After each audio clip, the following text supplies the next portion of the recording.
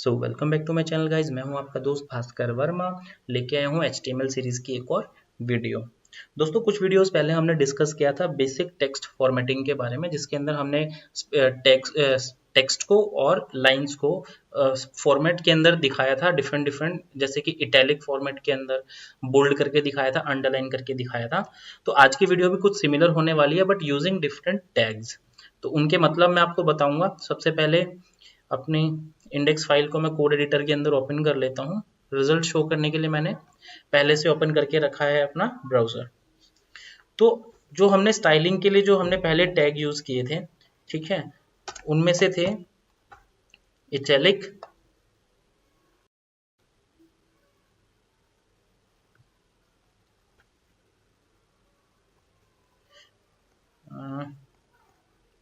Okay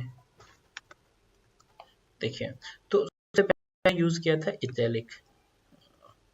okay, styling जो है उसकी इटैलिक करने के लिए। उसके बाद जो है हमने टैग यूज किया था बोल्ड, टेक्स्ट को बोल्ड करके दिखाने के लिए।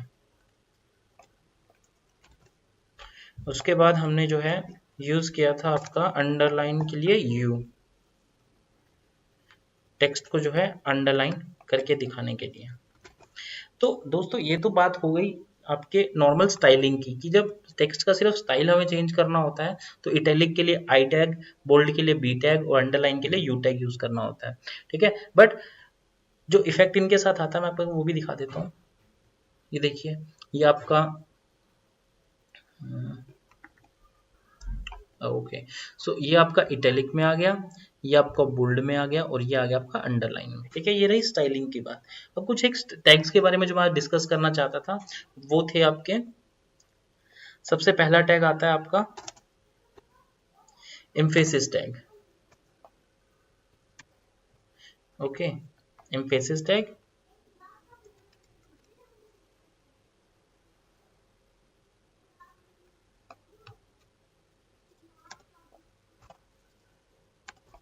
उसके बाद आता है आपका strong, strong tag.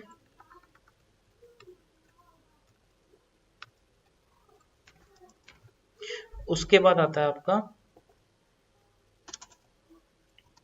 Insert tag.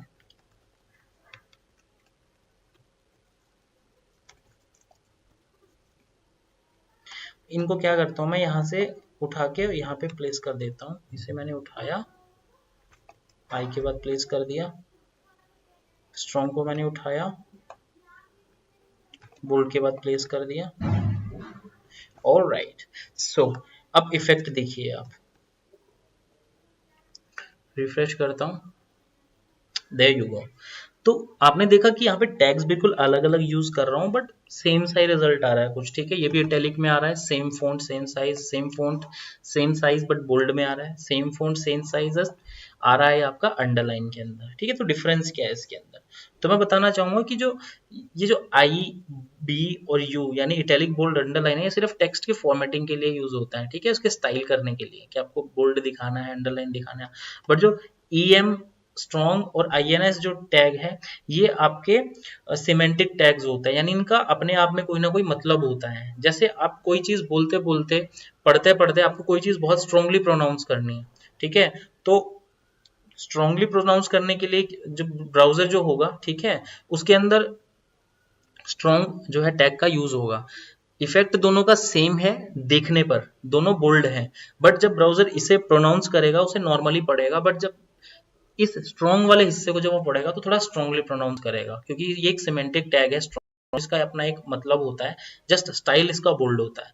ठीक है, इटैलिक में भी ऐसा ही होता है। इटैलिक के अंदर क्या है कि जब वो इटैलिक यानी आई टैग के अंदर कंटेंट को रीड करेगा तो नॉर्मली रीड करेगा, बट जो कंटेंट EM यानी एम्फेसिस के अंदर जो कंटेंट होता है, ठीक है, उसको अलग से अलग तरीके से प्रोनाउंस करेगा। जैसे आपने बहुत से आपने कहीं ना कहीं पढ़ा होगा, इंग्लिश की बुक्स में भी आपने देखा होगा कि बहुत से इंग्लिश वर्ड्स जो हैं वो लैटिन भाषा से लिए गए हैं, तो उसके अंदर उन स्पेशल वर्ड्स को दिखाने के लिए इटैलिक फॉर्मेट का यूज किया जाता है। ठीक है, जैसे मैं आपको एग्जांपल दे देता हूं कि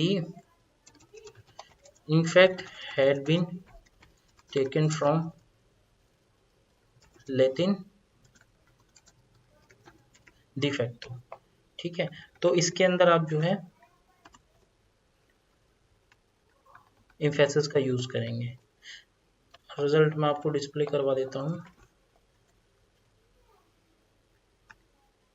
ये देखिए कि इनफैक्ट जो वर्ड है इंग्लिश का वो हैड बीन टेकन फ्रॉम, कि कहाँ से लिया गया था, वो लेटिन भाषा के डी फैक्टो वर्ड से। तो जो डी फैक्टो जो वर्ड हमने दिखाया उसको लेटिन करके दिखाया है, बट क्योंकि ये एम्फेसिस इसके अंदर है तो इसका मतलब है कि इसका कोई ना कोई स्पेशल मतलब होता है, इसका कोई ना कोई स्पेशल वो है।